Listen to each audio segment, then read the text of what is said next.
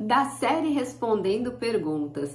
Por que os profissionais insistem em usar a hipótese legal de consentimento se ela é tão frágil e vulnerável? Oi, eu sou Silvia Brunelli. Neste canal, eu ajudo profissionais a se sentirem seguros para adequar qualquer empresa de qualquer porte à Lei Geral de Proteção de Dados. E se você quer aprender mais sobre a Lei Geral de Proteção de Dados todos os dias, me segue aqui no canal e ativa o sininho das notificações, porque todos os dias, sem exceção, eu vou trazer um conteúdo inédito para ajudar você a se sentir seguro no seu processo de adequação à LGPD. Muito bem, por que os profissionais insistem em usar o consentimento, sendo que ela é uma hipótese legal tão frágil e vulnerável? Porque eles não sabem fazer. É essa a resposta. E eu vou me arriscar, e aqui eu tô sendo bem arriscada mesmo, em dizer que 100% do consentimento que você encontra hoje na internet é nulo. Como assim, Silvia, nulo? Sim, para você usar a hipótese do consentimento, que é a maior furada da vida, prejudica o titular e prejudica muito mais a empresa, ou seja, o controlador, quando você escolhe essa hipótese, ninguém vai ser atendido. Usar o consentimento é tão perigoso que o legislador brasileiro se preocupou tanto que existe a palavra consentimento 37 vezes dentro da Lei Geral de Proteção de Dados. E por que esses profissionais usam tanto o consentimento, Silvia? Porque eles aprenderam errado. Simples assim. Eles fizeram esses cursinhos de final de semana com certificados internacionais que ensinaram a lei europeia, o Regulamento Geral de Proteção de Dados, que eles chamam erroneamente de GDPR, mas o nome correto seria RGPD, a sigla correta. Já começa por aí, até a sigla eles ensinam errado. E eu aprendi isso recentemente, tá? Eu também usava, porque eu também fiz esses cursinhos, eu também usava a sigla GDPR, que é errado, tá?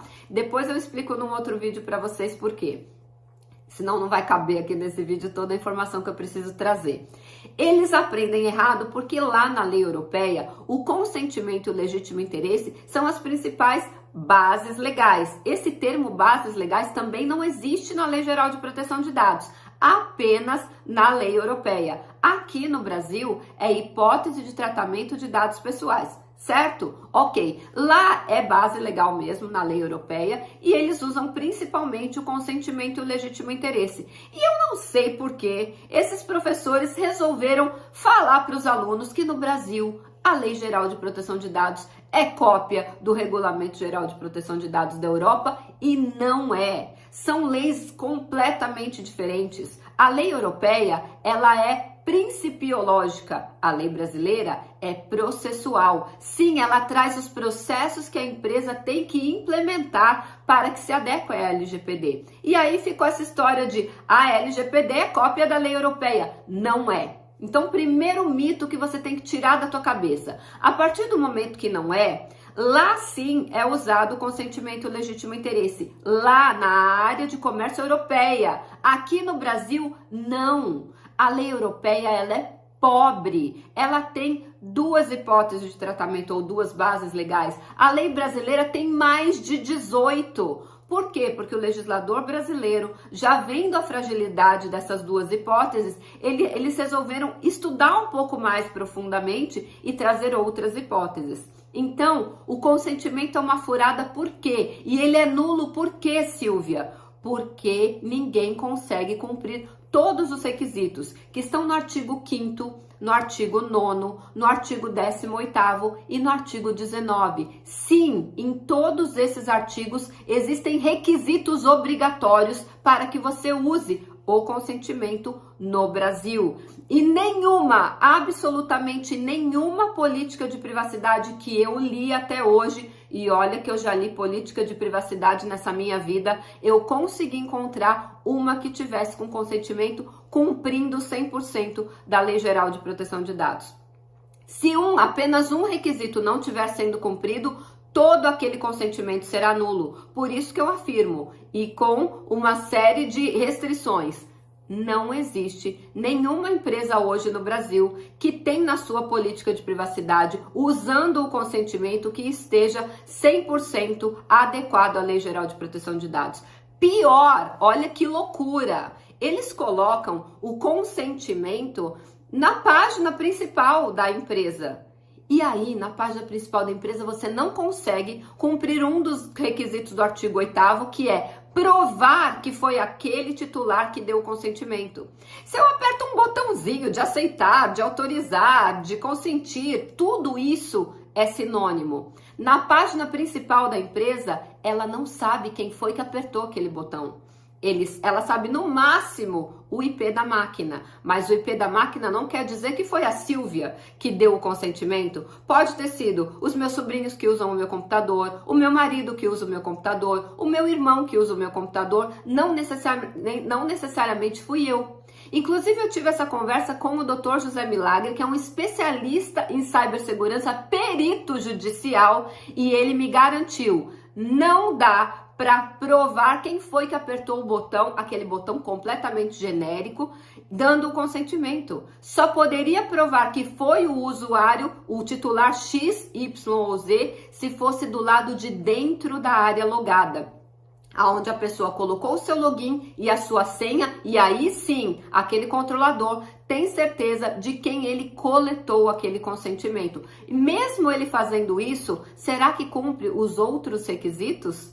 Então, esses consentimentos de banner de consentimento, esses banners de consentimento são absolutamente nulos de pleno direito de acordo com a Lei Geral de Proteção de Dados. Banners de cookies genéricos completamente nulos, você não sabe quem foi que apertou aquele botão.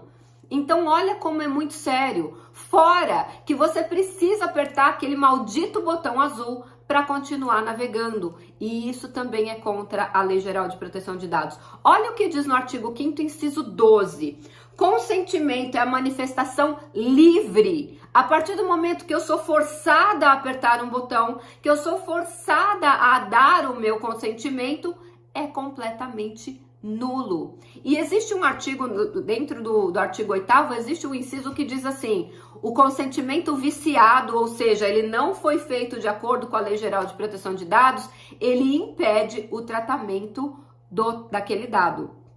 É defeso, ou seja, é proibido o tratamento do dado pessoal quando conseguido com consentimento viciado, ou seja, que não respeitou todos os requisitos. Gente, isso é muito sério e eu posso afirmar com todas as letras, não use o consentimento. E eu brinco, né, causando aqui uma coisa mais lúdica, foge para as montanhas, não usa o consentimento. Ninguém até hoje conseguiu cumprir todos os requisitos da lei. O legislador foi muito cauteloso, foi muito criterioso, criou muitos requisitos justamente para que essa hipótese tão frágil não seja usada. Então, respondendo à pergunta inicial, por que os profissionais usam? Porque eles não estudaram a Lei Geral de Proteção de Dados. Simples assim. Eles estudaram a lei europeia e mentiram para eles. Falaram que a lei europeia, que a LGPD é cópia da lei europeia. Não é. E eles não explicaram que para usar o consentimento aqui tem tantos requisitos. E eles fazem, tadinhos, tenho dó desses profissionais.